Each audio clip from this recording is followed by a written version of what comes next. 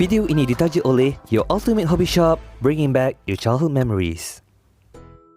Okay, Assalamualaikum guys. Welcome back to Mainan Adam Channel. Terlebih dahulu saya nak ucapkan ribuan terima kasih kepada Your Ultimate Hobby Shop for sponsoring this video. Jadi untuk video kali ini saya nak sembang pasal chassis. Okay, saya akan explain. Yang pertama, apakah itu chassis? Yang kedua, saya akan cerita kenapa kita perlu kenal jenis-jenis chassis ni. Dan yang ketiga ni, saya akan kupas tentang 4 spesifikasi utama yang perlu kita ambil tahu tentang sesuatu chassis itu. Jadi tunggu apa lagi guys? Teruskan klik butang like, share dan juga subscribe dan teruskan menonton. Okey, yang pertama, apakah itu chassis? Okey guys, chassis ni kan sebenarnya kalau nak diikutkan sebutan yang sebetul dia ialah chassis. Macam itulah lebih kurang. Okey, chassis ni ialah satu frame ataupun rangka sesebuah kenderaan tu yang menempatkan kedudukan enjin, gearbox, drive shaft dan semualah parts-parts lain yang penting yang ada pada satu kenderaan tu. Okey, jadi so kenapa kita perlu kenal jenis-jenis chassis ni?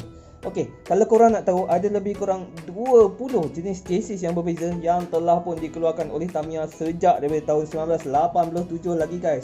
Okey, jadi setiap daripada chassis ni dia berbeza dari segi reka bentuk, berat, kekerasan, material dan banyak lagi. Jadi setiap daripada perbezaan ini akan memberikan performance yang berbeza-beza bergantung kepada cara penggunaannya. Bukannya apa guys? Ianya sebab Mini 4WD ni bukan saja orang buat main kat atas racetrack. Ada yang race dekat atas jalan raya, ada yang main kat dataran simen, konkrit, ada yang main atas rumput, ada yang main dekat atas pasir tepi pantai, ada main dalam longkang dan sebagainya. Okey, jadi adalah menjadi tanggungjawab kita sendiri untuk memilih chassis yang paling sesuai bagi memanfaatkan sepenuhnya prestasi chassis tersebut. Okey, sekarang kita bincang pula tentang 4 spesifikasi utama yang perlu kita ambil tahu tentang sesuatu chassis itu.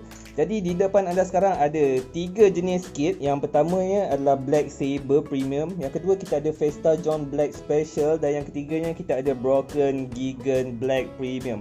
Jadi ketiga-tiga kit ini didatangkan dengan chassis yang berbeza-beza guys.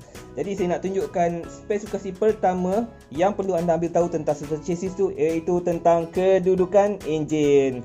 Jadi seperti mana yang anda dapat lihat di sini, untuk kit Black Sabre ianya didatangkan dengan chassis yang mempunyai enjin di bahagian belakang. Okey, boleh nampak tak? So kita nampak enjin dia atau motor dia berada di bahagian belakang. Di mana kit Vesta John Black Special pula didatangkan dengan enjin yang berada di bahagian tengah guys. Dan yang ketiganya kita ada Broken Gigan yang didatangkan dengan enjin yang berada di bahagian hadapan. Jadi apakah perbezaan di antara ketiga-tiga jenis chassis ini guys? Sebenarnya ianya simple saja. Kit yang mempunyai enjin di bahagian belakang akan memberikan kelajuan yang sangat-sangat tinggi yang akan pergi berdesuk laju sop. Walau bagaimanapun, kit yang mempunyai ataupun chassis yang mempunyai enjin di bahagian belakang ni akan mempunyai kekurangan dari sudut kestabilan guys. Dan disebabkan itulah Tamiya mengeluarkan chassis yang menggunakan enjin yang berada di bahagian hadapan yang akan memberikan kestabilan yang sangat-sangat tinggi walau bagaimanapun ianya akan mengorbankan dari sudut kelajuan.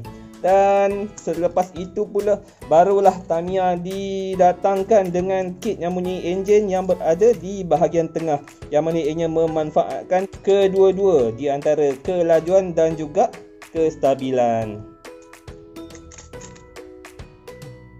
Okey, ciri kedua yang perlu anda ambil tahu tentang sesuatu chassis itu iaitu kepanjangan wheelbase. Jadi bagaimanakah cara untuk anda mengukur wheelbase itu guys?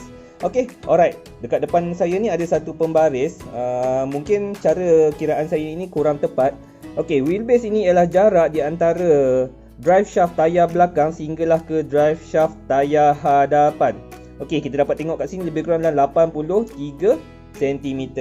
Jadi wheelbase semua chassis Mini 4WD ni ialah di antara 80mm sehingga ke 84mm. Sebagai contoh, chassis MA ini mempunyai wheelbase sepanjang 80mm, di mana chassis AR ini pula mempunyai wheelbase sepanjang 82mm. Chassis FMA pula mempunyai wheelbase sepanjang 83mm. Dan chassis Super X ini pula mempunyai wheelbase yang terpanjang sekali, iaitu 84mm. Jadi apakah perbezaan di antara wheelbase yang lebih pendek dengan wheelbase yang paling panjang? Okey, ianya simple saja guys. Apabila anda punya wheelbase yang jauh lebih panjang, itu jarak di antara tayar belakang dan tayar depan ini jauh lebih panjang, ia akan memberikan kestabilan ketika berada di landasan yang lurus. Walau bagaimanapun, wheelbase yang jenis ini akan memberikan sedikit kesukaran ketika membelok. Begitu juga sebaliknya yang berlaku pada chassis yang menggunakan wheelbase yang lebih rendah, di mana ia akan mengurangkan kestabilan ketika berada di laluan yang lurus tetapi memberikan kemudahan untuk membelok. Jadi itulah perbezaan di antara wheelbase yang lebih pendek dengan wheelbase yang lebih panjang.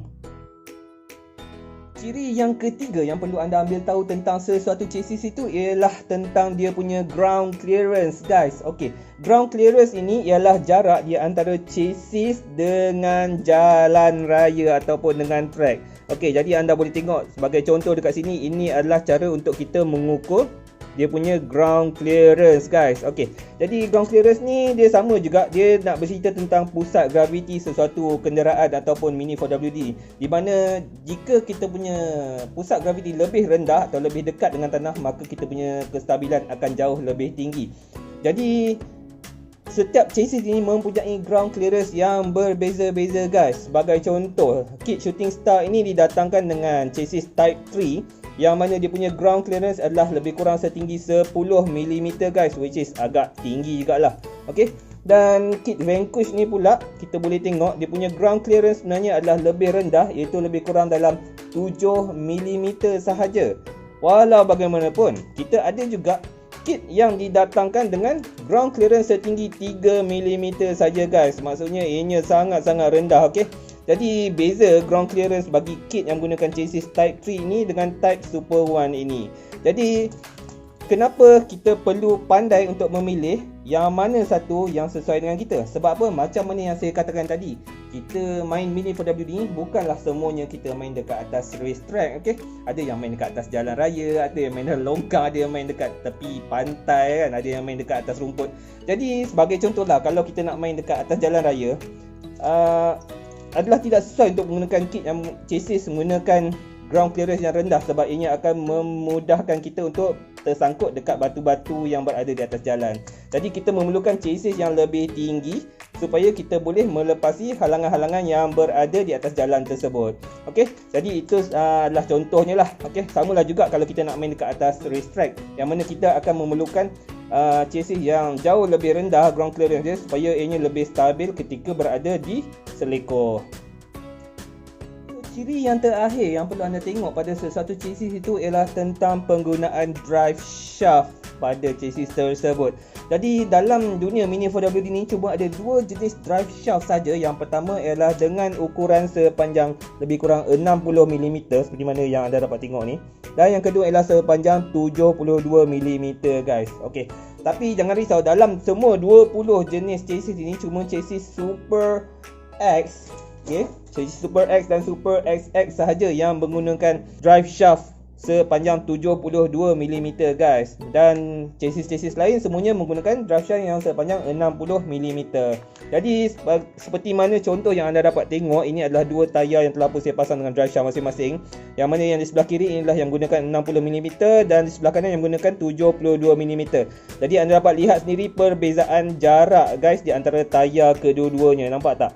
Yang ini lebih pendek, yang ini lebih panjang. Jadi perbezaan drive shaft ini adalah sangat-sangat simple, yang mana sekiranya anda menggunakan drive shaft yang lebih pendek, ini akan memberikan kemudahan untuk membelok tetapi akan mengurangkan kestabilan ketika berada di jalan yang lurus.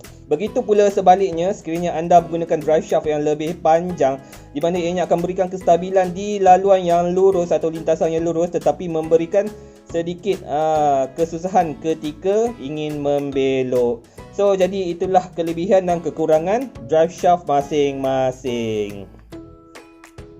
So kita recall balik daripada awal tadi, kita dah bercerita tentang apakah itu chassis, kenapa kita perlu kenal jenis-jenis chassis ni, dan kita pun dah kupas tentang 4 spesifikasi utama yang perlu kita tahu tentang satu chassis itu. Okey, kita dah cerita tentang kenapa pentingnya kita tahu tentang kedudukan satu enjin pada suatu chassis tu kan. Lepas tu kita pun dah cerita tentang dia punya wheelbase, dia punya ground clearance dan kepanjangan drive shaft. Jadi secara kesimpulannya, kalau nak kata satu chassis itu adalah yang paling terbaik sekali berbanding dengan chassis lain, saya kata tak mungkin lah guys.